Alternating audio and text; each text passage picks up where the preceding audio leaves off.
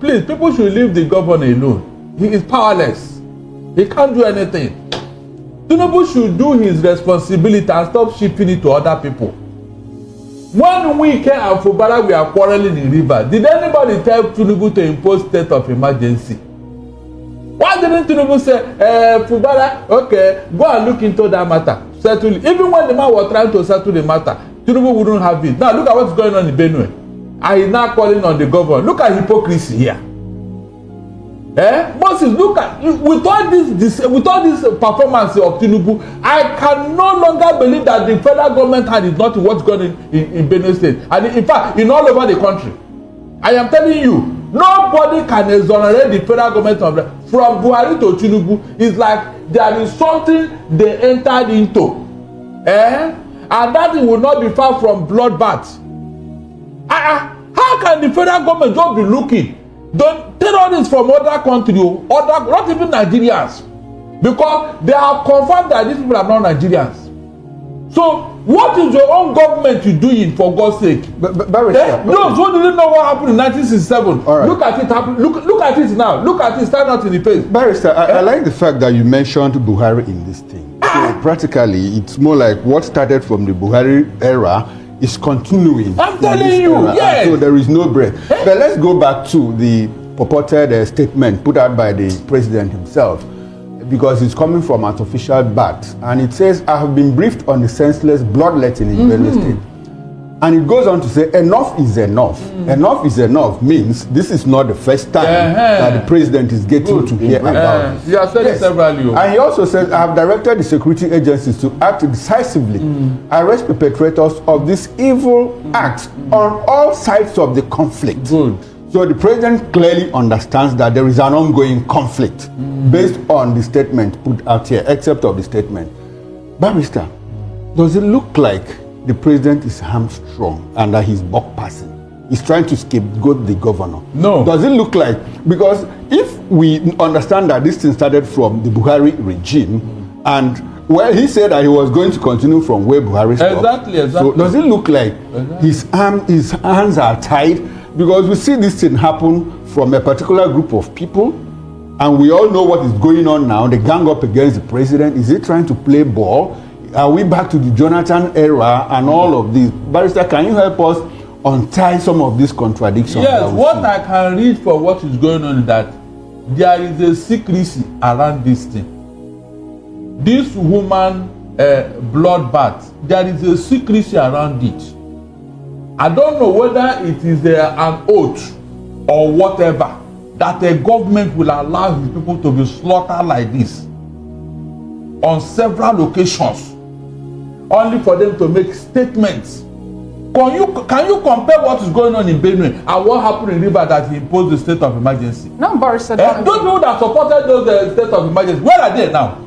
Where are they? No, Barrister, I would like to get your opinion on this one. We're talking about reconciliation on this tape. What is even there to reconcile? I wonder. Nigeria as a nation, not have any reason to say that cattle rallying now is a major source of revenue generation in this country. We haven't heard anything about that, and we don't know whether is cattle rallying now a national business that now generates revenue for us, that we have to find a way to give lands to cattle rallying. Remember, what are we reconciling? Please remember that Tinubu said he will settle this matter, and he created a cattle ranch or whatever. Even created a ministry headed by Jega. Is that not true?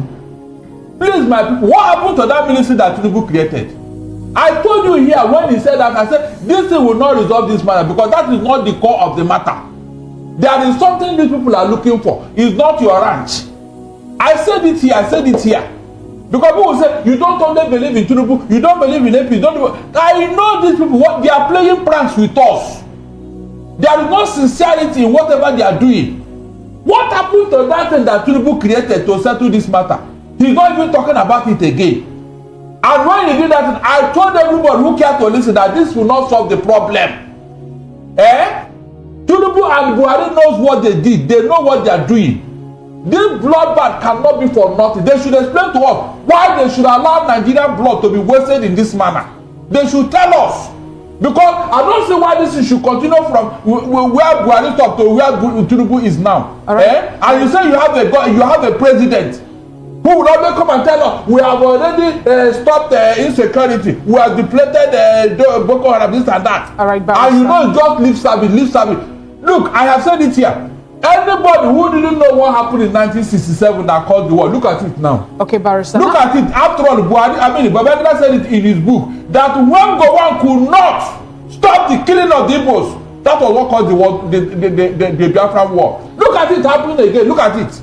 Look at it happening again. Right, how can you continue to massacre people in this manner and you want them to fold their... The day these people rise up now, you will see. The narrative will change. Let me bring it to you now, Mr. Akinfatinke. We learned that the persons who were protesting the killings in their state, you know, the fact that their brothers, their sisters, their children, their wives are being killed, were being dispersed using tear gas and all that. You know, and one of the reasons for that was that they told them that they should go back to their homes, that everything is under control, saying that the IG is now on top of this particular case, and the governor of the state, Alia himself, you know, have provided the security personnel with all that they needed, including logistics and everything. Like my colleague Moses rightly pointed out, we learned also that the Chief of Army Staff said he's moving his base to Benue State to help end the issue of killings that is happening in that state. Now, the Pope have talked about this killing. Alias said it's more like genocide. Some persons also have come up to say that this is more like ethnic cleansing. Some people are trying to take over the land belonging to, you know, Nigerians, and no one is doing anything or doing more enough to make sure it's being curbed. Nigeria is moving already to that particular position where everybody is scared of becoming a country of particular concern, CPC. If this actually happened, Mr. Akin, where are we going to find ourselves? Remember that we're still seeking for foreign direct investment and all that, especially in this present administration. It's also more of our mantra. Where then lies Nigeria in the international space? I think it's a woeful outlook, no doubt about that. And like I said, complete failure of government. I will not box myself into limiting this to Buhari, Tinubu. I think it's gone beyond Buhari, Tinubu. We've had slaughters, we've had this in governments before, in regimes before these two gentlemen. It's not taking them out of it.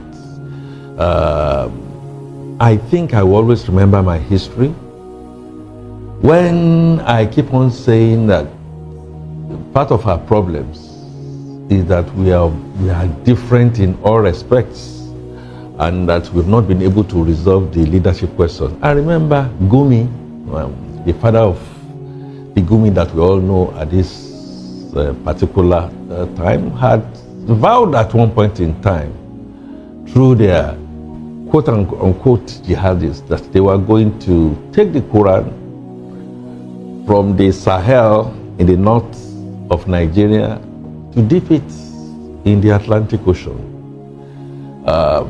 I am convinced that government, the people, terrorists, and that Nigeria is being invaded with a target in the Benue and Plateau, and perhaps will now extend to the rest of Nigeria. Under whose watch?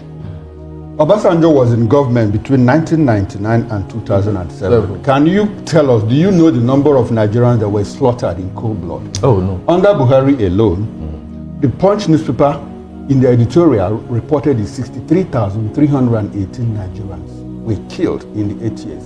So what's your point? So my point is now is that if you say that, look, that Gumi said that they were trying to dip the Quran into the ocean, at what point did this agenda manifest? Because we didn't clearly see it during the Obasanjo regime. We didn't see it under Yar'Adua. We didn't see it under Jonathan. Okay. When Jonathan made efforts to stop, we had the same people now say, look, you people are killing my people. What I am saying, okay, and I am clear, and this is what I started by saying, that the present government led by Bola Ahmed Tinubu has failed woefully. I'm sure you heard that. But then asked me that, what do I think? And I said, look, I'm going to have to extend it. If you said you didn't see it during Obasanjo, yes, in this kind of quantum. If you said you didn't see it under Yar'Adua or Jonathan, under this kind of quantum, I am tracing back to tell you and to tell Nigeria by conviction that we are being attacked seriously, like we started then, and gruesomely now, because some terrorists have decided that they were going to try and seize land that does not belong to them. Are we going to attribute this particular attack or this particular killings to the issue that we have, or to the fact that we have Muslim ticket? Recall that Obasanjo made a statement in 2022 saying there's a path, there is also a call for total Islamization of Nigeria as a nation. Is that where we are getting to at this point in time? Recall the Muslim ticket that also surfaced, and it happened at this point in time, and yet the killings also are happening. No one is saying anything about that. People are saying, don't point your finger to a particular ethnic group or a particular people. Don't stereotype the killings. But we see it also play out and all that. Is that what we're getting to at this point in time? What is happening is that you are shifting to even agree with some of the things I am saying in terms of my disagreement that it is the Muslim ticket thing. No, it cannot be, because Muslims has also been slaughtered. Christians are being slaughtered.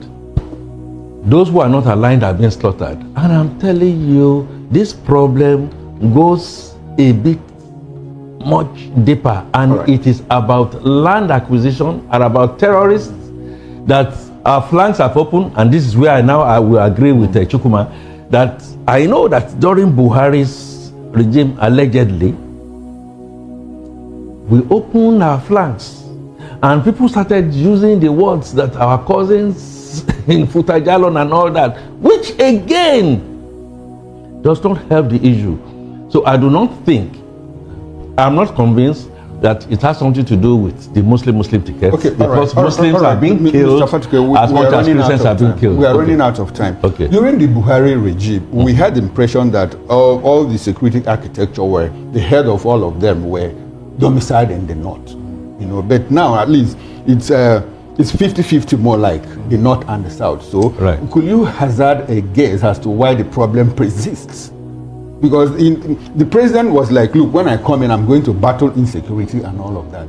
And we have the National Security Advisor from the north, we have the Minister of Defense from the north, Minister of State for Defense from the north. But we have the Chief of Army Staff, who is from the west. We have the Chief of Navy Staff from the east, and all of that. So more like 50-50. So why is it that these problems persist? Does it look like there is a pact, like Barrister Darlington said? Is there a pact or what? Why is the president hamstrung? Does it look like there is something he cannot untie in this insecurity? And I will just extend it further.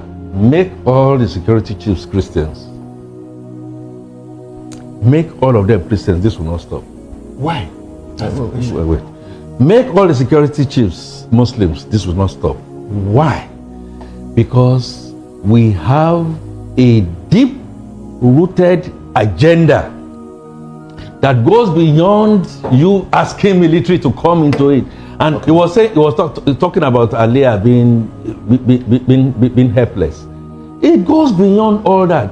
The agenda to come and capture lands that do not belong to you, whether you set up livestock ministry or not, is constant. Finally, during Jonathan's time, to buttress what I'm trying to say, and hopefully we'll be able to arrest you, during Jonathan's time, we had a military sir that was doing all the things that needed to be done, was going and then was decimating, was asked to stop by a southern president because of this deep-seated thing. We had issues that, who are we? Let's do a population census. We had somebody from a particular part of the south, Odemegu. He was making a lot of inroads. Certain people from other areas said, look, hey, Jonathan, you got to remove this guy. So I am saying the problems we have in Nigeria, we are different tribes, we are different tongues, the military has been decimated, take it or leave it. Carrot and carrot and kinetic is failed. We must get to the root of looking at it, and I've just told you that. Look, right now, the chief samurai on the desk now is President Bola Ahmed Tinubu. We must restructure Nigeria. We must face the fact that Nigeria is not working. Right. Conglomeratory, we are not working, Well, and it does not matter who comes in to lead the country. That sounds a lot like your concluding thoughts. Yes. Okay.